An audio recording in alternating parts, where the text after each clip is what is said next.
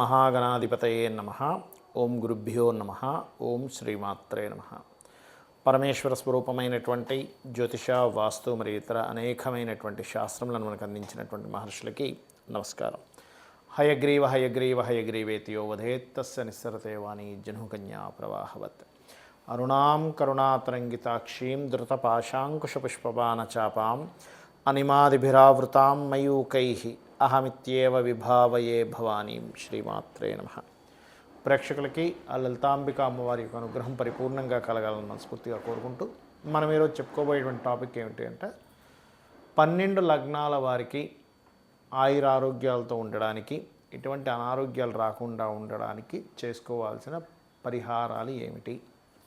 అది హెల్త్ పరంగా ముఖ్యంగా ఫుడ్ విషయంలో కానివ్వండి, అదేవిధంగా నవగ్రహాలు ఏ గ్రహం దగ్గర దీపారాధన చేయడం అనేటువంటిది కానివ్వండి, మరియు అదేవిధంగా మీరు ఏ దేవత ఆరాధన, ఏ మంత్రాన్ని నిత్యం చేసుకోవడం అనేటువంటిది అని చెప్తాను. అయితే ఇది నేను ఏదైతే చెప్తున్నానో ఇది కొన్ని వేల జాతకాల మీద రీసెర్చ్ చేసి, ఆరోగ్యమే మహాభాగ్యం అంటుంటారు కదా, అనారోగ్యం కంతో బాధపడడం అనేటువంటి చాలా ఇబ్బందికరమైన విషయం కాబట్టి రీసెర్చ్ చేసి నేను సొంతంగా ప్రయోగం చేసి మహర్షులు చెప్పినటువంటి కొన్ని శ్లోకాలని ఆధారంగా తీసుకొని, మనకు మహర్షులే ముఖ్యం మనకి, ఎందుకంటే వాళ్ళు చెప్పకపోతే మనకేం తెలియదు. కాబట్టి ఇవన్నీ చేసింది నేనైనప్పటికీ కూడా చేయిస్తుంది, చెప్పిస్తుంది కూడా లలిత అమ్మవారిగానే భావిస్తూ మీకు ఒక్కొక్క లగ్నం గురించి చెప్తూ ఉంటాను. అదేవిధంగా మరొక విషయం ఏంటంటే, కొంతమందికి నక్షత్రము, లగ్నము, రాశి ఏమీ తెలియదు.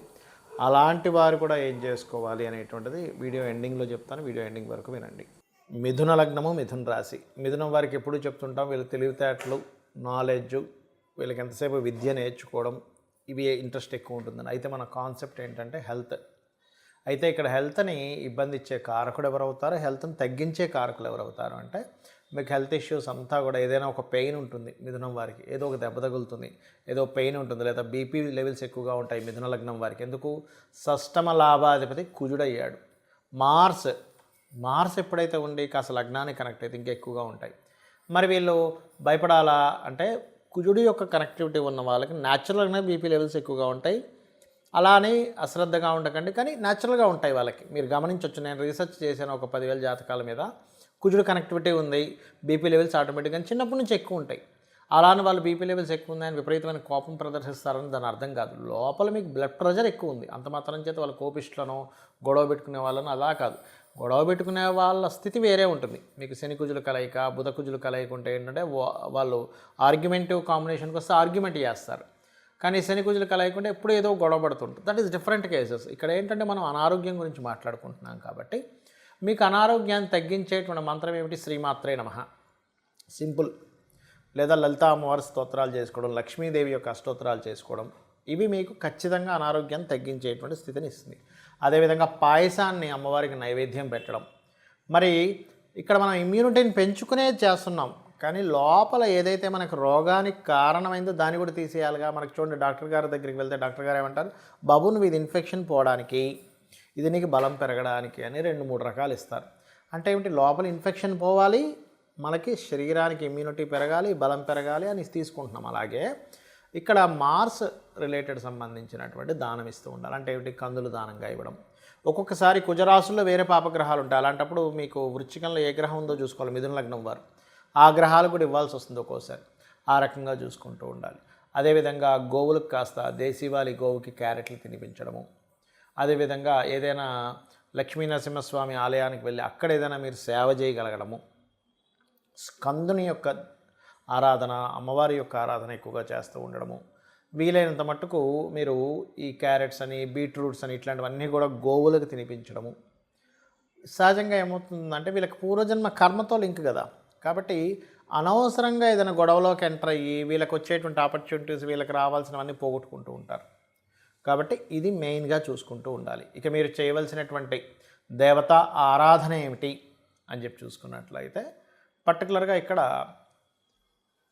వీరు అమ్మవారి ఆరాధన ఎక్కువగా చేస్తూ వీలైనంత మటుకు అమ్మవారి ఆలయాలకు వెళ్ళి సేవ చేయాలి. అది ఇంకా అద్భుతంగా పనిచేస్తుంది. అమ్మవారి ఆలయాలకు వెళ్ళి అక్కడ ఏదైనా తొడవడం మనం, లేకపోతే అక్కడ ఏదైనా ఉత్సవాలు జరుగుతున్నాయి అక్కడికి వెళ్ళి వాళ్ళకి ఏదైనా సహకరించడం చేశారంటే 100% మీకు ఉన్నటువంటి హెల్త్ ఇష్యూస్ తగ్గిపోతాయి. ఇక్కడ ఏంటంటే ఎప్పుడు కూడా మనం ఇందాక నేను చెప్పినటువంటి దీంట్లో పంచమం ఈజ్ మోస్ట్ ఇంపార్టెంట్. పంచమం ఏంటి? ఇమ్యూనిటీ అని చెప్పాను మీకు. రోగస్థానం రుణ రోగ శత్రుస్థానాలు 6వ స్థానం.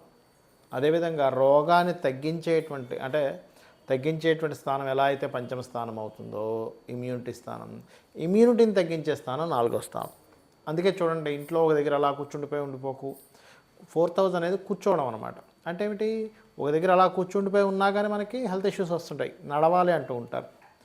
ఆ రకంగా మీరు ఒకటే గుర్తుపెట్టుకోండి, మీరు ఎంత వాకింగ్ చేస్తూ ఉంటే ఫిజికల్గా అంత ఆరోగ్యం. Point number 1.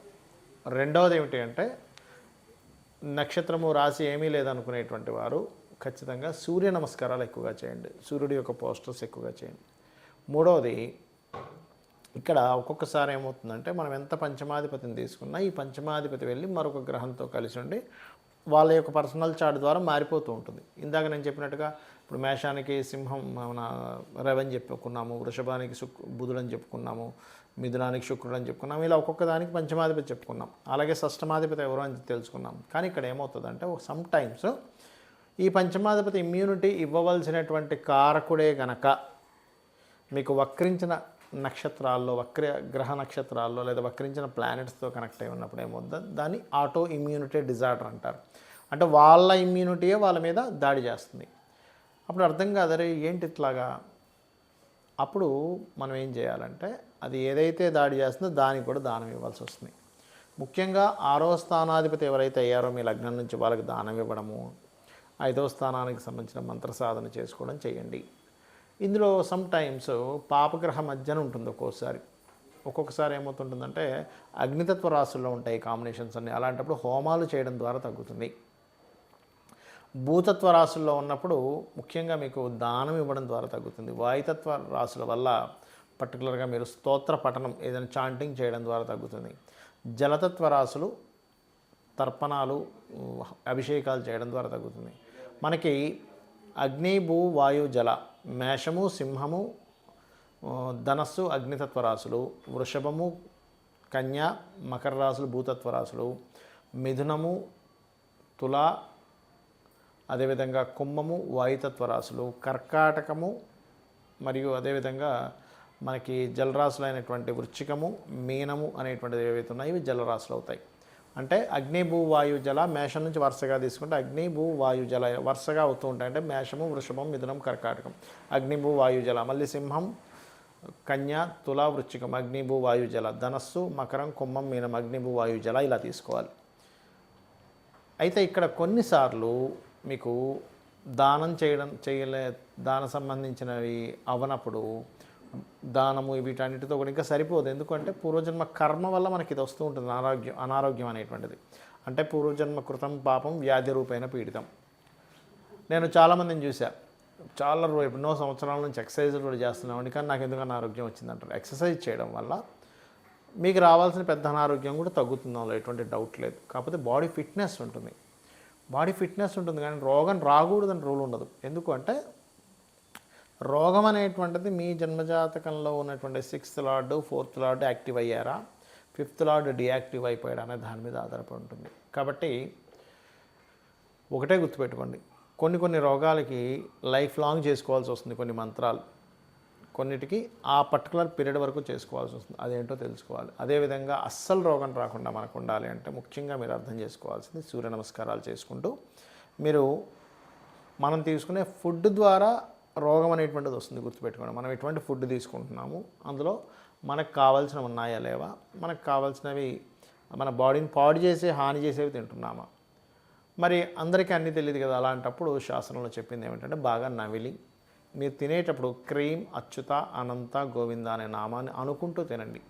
ఒక 30 సార్లు కనీసం నవలాలి, 32 సార్లు నవలాలని చెప్తుంది ఆయుర్వేదం అయితే. కాబట్టి ఇచ్చేయండి. అదేవిధంగా మరొక విషయం ఏంటంటే ఈ కొంతమందికి దానాలు ఇవ్వలేని వాళ్ళు ఉంటారు.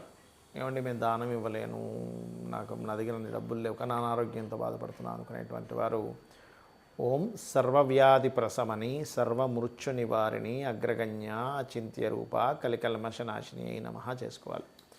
చేసుకుంటూ ఉంటే ముఖ్యంగా ధ్యానంలోకి వెళ్ళి శ్వాస మీద ధ్యాస అంటే ఇక్కడ కాన్సన్ట్రేషన్ చేసినట్లయితే శ్వాస మీద ధ్యాస ఆటోమేటిక్గా కనెక్ట్ అవుతుంది. ధ్యానం అనేటువంటిది పంచమ స్థానానికి సంబంధించింది, మంత్రం అనేటువంటిది పంచమ స్థానానికి సంబంధించింది.